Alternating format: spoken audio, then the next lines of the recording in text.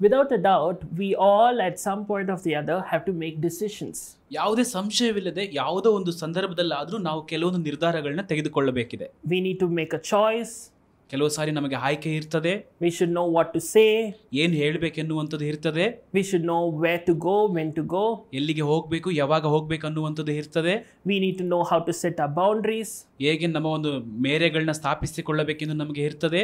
So we are constantly on the pretext of making decisions. ಸತತವಾಗಿ ನಮಗೆ ನಿರ್ಧಾರಗಳನ್ನ ತೆಕ್ಕೊಳ್ಳುವಂತ ಅವಕಾಶಗಳು ಬಂದೇ ಬರ್ತವೆ. Most times we only think of decisions as something big like career decision or whom to marry, those kind of decisions.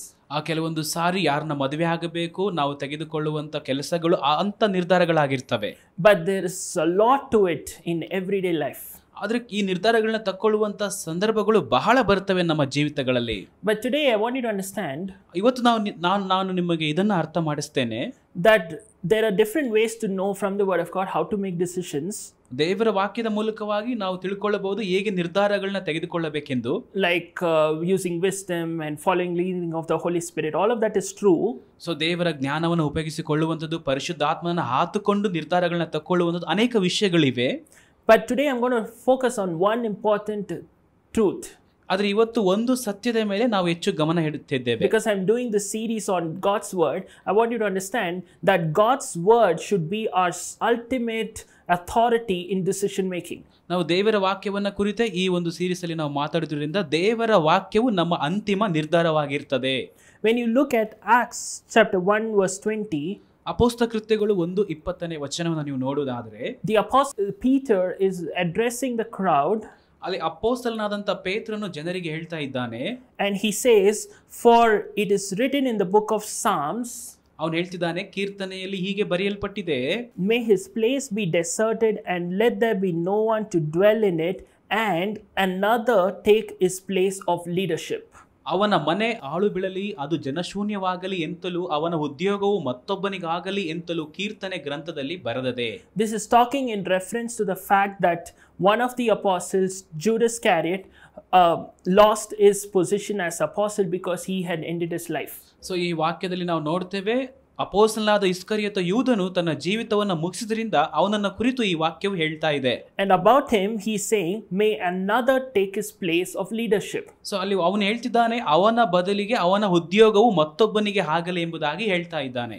And this is actually quoting from the book of Psalms. ಇದು ಕೀರ್ತನೆ ಗ್ರಂಥದಲ್ಲಿ ಬರೆದಿರುವಂತ ಮಾತನ್ನ ಇಲ್ಲಿ ಪುನಃ ಪೇತ್ರನು ಹೇಳುತ್ತಿದ್ದಾನೆ. Psalm 109 verse 8. ಅದು ಕೀರ್ತನೆ 109:8ನೇ ವಚನದಲ್ಲಿ ಬರೆಯಲ್ಪಟ್ಟಿದೆ. But I want you to understand here. ಇಲ್ಲಿ ನೀವು ಇದನ್ನ ಅರ್ಥ ಮಾಡಿಕೊಳ್ಳಬೇಕೆಂದು ನಾನು ಬಯಸ್ತೇನೆ. They were about to make a replacement for Judas in getting another apostle. ಅಲ್ಲಿ ಇಸ್ಕರಿಯೋತನ ಬದಲಾಗಿ ಇನ್ನೊಬ್ಬ ಅಪೊಸ್ತಲನ ಆರಿಸಿಕೊಳ್ಳಬೇಕೆಂದು ಅವರಿದ್ದಾರೆ. They did not make this decision because they felt like it. ಅವ್ರಿಗೆ ಆ ರೀತಿ ಅನಿಸ್ತು ಅಂತ ಅವರು ಈ ನಿರ್ಧಾರವನ್ನ ತೆಕ್ಕೊಳ್ಳಲಿಲ್ಲ. They didn't make the decision because they were pressured to do it. ಅದನ್ನ ಮಾಡಬೇಕಂತ ಒತ್ತಾಯ ಇದ್ದುದರಿಂದ ಅವರು ಹಾಗೆ ಮಾಡಲಿಲ್ಲ. Jesus did not tell them to do it. ಯೇಸು ಕ್ರಿಸ್ತನು ಅದನ್ನ ಮಾಡ್ರಿ ಅಂತ ಅವರಿಗೆ ಹೇಳಿಲ್ಲ. They did not get any vision or dream. ಅವ್ರಿಗೆ ಯಾವ ದರ್ಶನಗಳಾಗ್ಲಿ ಏನು ಅವರಿಗೆ ಸಿಕ್ಲಿಲ್ಲ. The only reason why they made this decision was because it is written in the word of God. ಅವರು ಈ ನಿರ್ಧಾರವನ್ನ ತೆಕ್ಕೊಳ್ಳೋದಕ್ಕೆ ಒಂದೇ ಒಂದು ಕಾರಣ ಏನಂದ್ರೆ ಅದು ದೇವರ ವಾಕ್ಯದಲ್ಲಿ ಬರೆಯಲ್ಪಟ್ಟಿತ್ತು. I'm not asking you to deny that God doesn't speak through dreams or visions. God uses all of that, and I'm going to talk about that in the future. But I want you to understand that if God has spoken through his word, that is more than enough in most cases. ಇಲ್ಲಿ ದೇವರು ದರ್ಶನಗಳ ಮೂಲಕವಾಗಿ ಕನಸುಗಳ ಮೂಲಕವಾಗಿ ಮಾತಾಡ್ತಿಲ್ಲ ಎಂಬುದಾಗಿ ನಾನು ಹೇಳುವುದಿಲ್ಲ. ಅದನ್ನು ಮುಂದಿನ ಸಾರಿ ನಾನು ನಿಮಗೆ ತಿಳಿಸಿಕೊಡ್ತೇನೆ. ಇಲ್ಲಿ ದೇವರ ವಾಕ್ಯದಲ್ಲಿ ಬರೆದದ್ದರಿಂದ ಅವರು ಆ ನಿರ್ಧಾರವನ್ನು ತೆಗೆದುಕೊಂಡರು. See, sometimes people will come and say, I want to marry this unbeliever. Just say yes. I cannot say yes because that is not in accordance to God's word. ಕೆಲವರು ನೇರವಾಗಿ ಬಂದು ನಾನು ಈ ಅನ್ಯ ಜನರದವರನ್ನ ಮದುವೆ ಆಗ್ತೇನೆ ಎಂಬುದಾಗಿ ಹೇಳುವಾಗ ನಾನು ಅದನ್ನು ಒಪ್ಪಿಕೊಳ್ಳುವುದಿಲ್ಲ, ಯಾಕಂದ್ರೆ ಅದು ದೇವರ ವಾಕ್ಯದಲ್ಲಿ ಇಲ್ಲ. Because if God's word says no, it means a no. You don't need 20 dreams and visions and prophetic words to say no. So ದೇವರ ವಾಕ್ಯದಲ್ಲಿ ಅದು ತಪ್ಪು ಎಂಬುದಾಗಿ ಹೇಳಿದಾಗ ಅದು ತಪ್ಪೇ, ಅದು ಸರಿ ಅಂತ ಯಾವ ದರ್ಶನಗಳಾಗಲಿ ಪ್ರವಾದನೆಗಳಾಗಲಿ ನಮಗೆ ಬೇಕಿಲ್ಲ.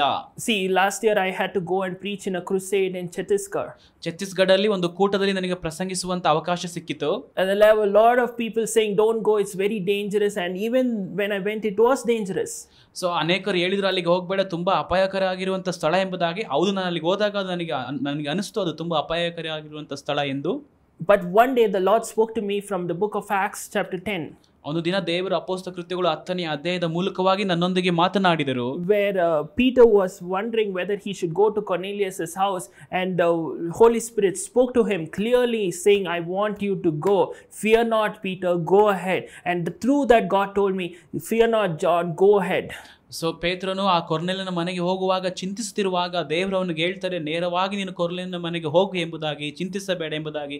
ಅದೇ ರೀತಿಯಾಗಿ ದೇವರು ನನಗೆ ಹೇಳಿದ್ರು, ಜಾನ್ ನೀನು ಹೋಗು ಎಂಬುದಾಗಿ.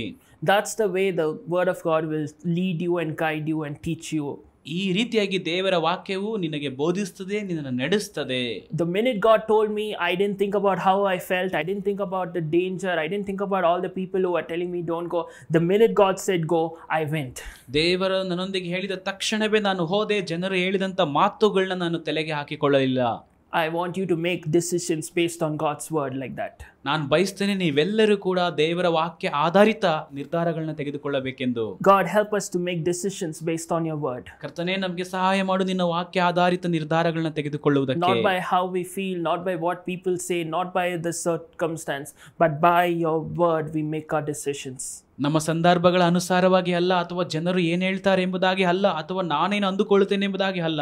ನಿನ್ನ ವಾಕ್ಯವು ಏನು ಹೇಳುತ್ತದೋ ಅದನ್ನು ಕುರಿತು ನಿರ್ಧಾರ ತೆಗೆದುಕೊಳ್ಳಬೇಕು. Amen. ಆಮೆನ್.